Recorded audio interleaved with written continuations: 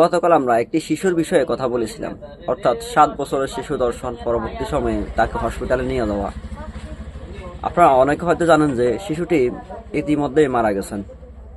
আল্লাহ ওনাকে বেহেশত নসিব করুন।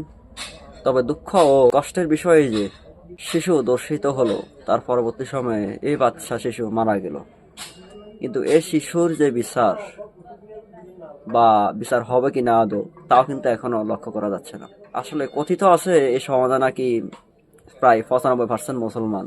এটা নাকি ইসলামিক রাষ্ট্র, এখানে নাকি সব মুসলমান বসবাস করে। আবার মুসলমানই দর্শন করে, মুসলমানের চুরি ডাকাতি খুন রাহাজানি সন্ত্রাসী করে। যা হোক, এগুলো নাকি মুসলিম হওয়ার বৈশিষ্ট্য, এরাও নাকি মুসলিম হওয়ার দাবিদার।